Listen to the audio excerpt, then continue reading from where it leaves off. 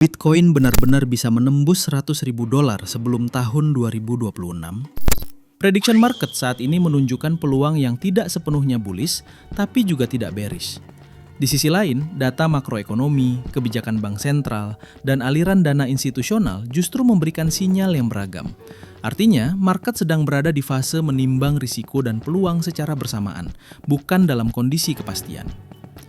Welcome to Trader Maxi, di mana kita membahas dunia seputar cryptocurrency. Sebelum melanjutkan, perlu ditegaskan bahwa konten ini bersifat edukasi dan bukan financial advice.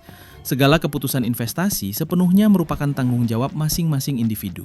Selalu lakukan riset sendiri sebelum mengambil keputusan di market. Untuk memahami apakah target $100.000 itu realistis, kita perlu melihat apa yang sebenarnya sedang di-pricing oleh pasar. Salah satunya melalui prediction markets seperti Polymarket dan pasar derivatif kripto lainnya. Berbeda dengan opini di media sosial, prediction market melibatkan uang nyata, sehingga mencerminkan keyakinan yang disertai risiko.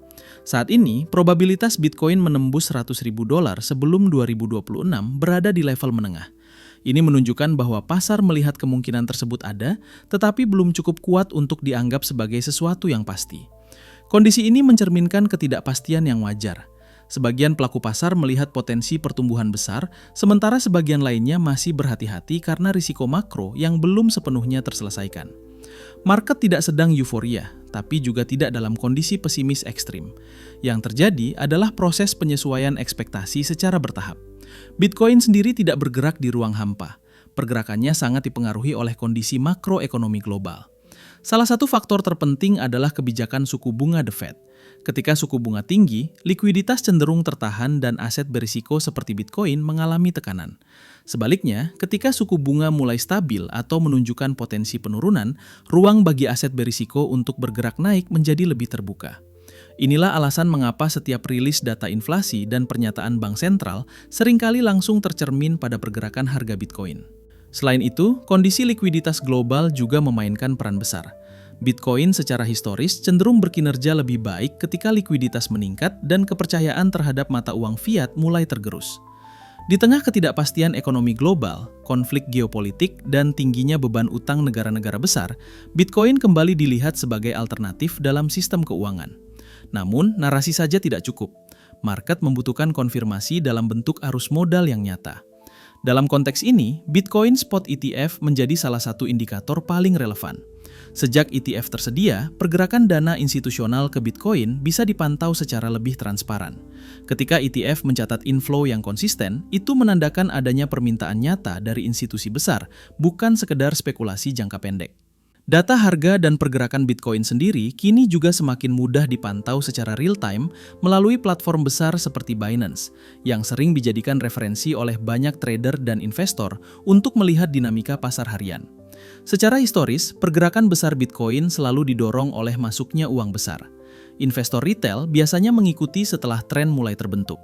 Oleh karena itu, selama aliran dana institusional, termasuk melalui ETF, tetap stabil, fondasi untuk kenaikan jangka menengah hingga panjang masih terjaga. Namun, jika arus dana mulai melemah, ekspektasi terhadap kenaikan agresif perlu disesuaikan dengan kondisi yang ada.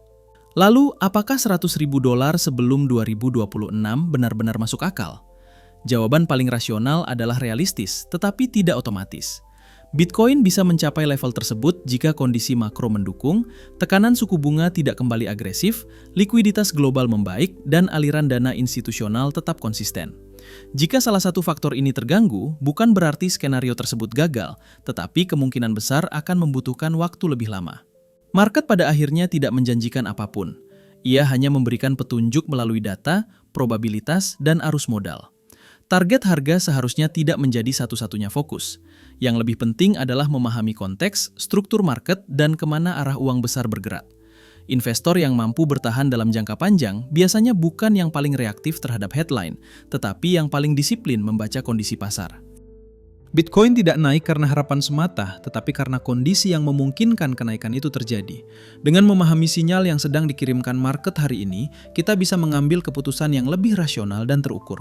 Trader Maxi akan terus membahas market apa adanya, tanpa hype berlebihan dan tanpa janji palsu.